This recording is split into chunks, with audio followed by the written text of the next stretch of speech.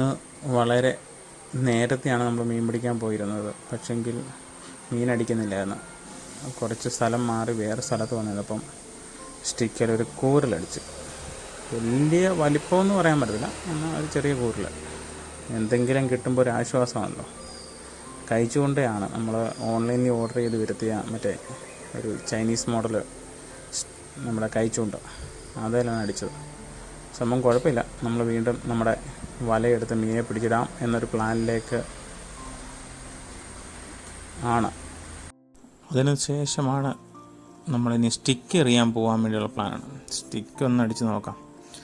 അതായത് ഒരു സബിക്ക് ഉണ്ടാക്കിയിട്ട് സ്റ്റിക്ക് എടുത്ത് എറിഞ്ഞിട്ടാൽ വല്ലതും കിട്ടുമെന്നുള്ള പ്ലാനാണ് നമ്മൾ നോക്കുന്നത്. അടുത്തതിന് ആ മീനെ ഇട്ടിട്ട് വേണം ഇനി അടുത്ത് നോക്കാൻ.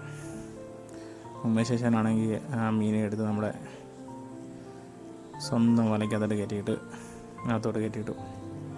അത് കഴിഞ്ഞപ്പോഴാണ് ഉമ്മേശാശാൻ ഒരു സ്റ്റിക്ക് എടുത്തിട്ടായിരുന്നു. അതിലാണ് ഈ അടുത്തൊരു കൂരലടിച്ചു. അവനും വലിയ കുഴപ്പമില്ല, എന്നാൽ സൈസാണ്. ഞാൻ ആ മേളിൽ നിൽക്കുമായതുകൊണ്ട് സൂം ചെയ്ത, പിന്നെ ക്വാളിറ്റി പറയുന്നുണ്ട്, ഞാൻ പിന്നെ അത്രയും സൂം ചെയ്യാൻ. സംഭവം കിടുക്കന ഒരു കൂരൽ. സാധനം കരയ്ക്ക് കയറി ക്ഷീണിപ്പിച്ച് കയറ്റാൻ പറ്റത്തില്ല. ചിലപ്പോൾ ഇമാർ ഊരിപ്പോയി കഴിഞ്ഞാൽ പിന്നെ ഇമാരെ വലിയ പാടാണ്. പിന്നെ ഒറ്റ ഒരുത്തിന് അടിക്കത്തില്ല. ഇമാർ ആരെങ്കിലും ചെന്ന് അവിടെ കഥ പറയുന്നവർ പറഞ്ഞു പോയാൽ തീർന്നു. അതുകൊണ്ട് അടുത്ത ഒരെണ്ണം അടിച്ച് കരയ്ക്ക് കയറി. എന്നാൽ അത് പോയി.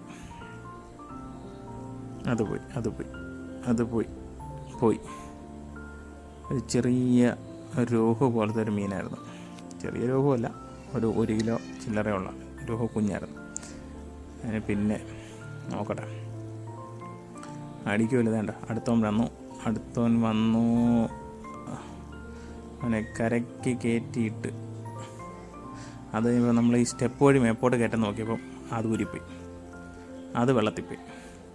അതിനുശേഷം കിട്ടിയ മുതലെല്ലാം കൂടെ നമ്മൾ തള്ളിക്കൊണ്ടിങ്ങനെ പോകുന്നു.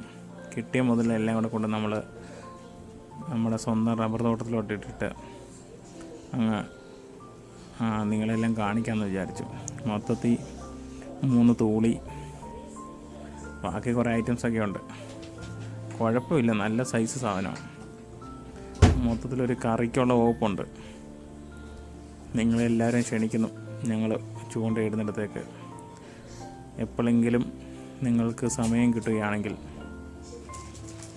നമ്മുടെ വീഡിയോ കണ്ട് ഇഷ്ടപ്പെട്ടെങ്കിൽ സബ്സ്ക്രൈബ് ചെയ്യാൻ മറക്കാതിരിക്കുക.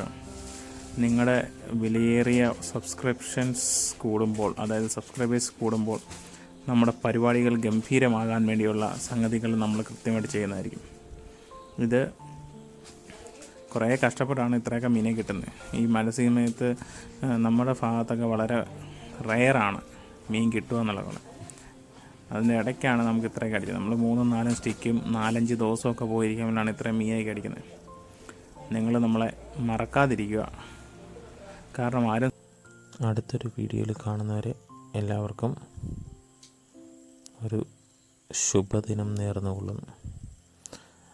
ഒന്നുകൂടെ ഓർമ്മിച്ചു കൊള്ളട്ടെ, സബ്സ്ക്രൈബ് ചെയ്യാതിരിക്കരുത്, സബ്സ്ക്രൈബ് ചെയ്തിട്ടേ പോകാവേ.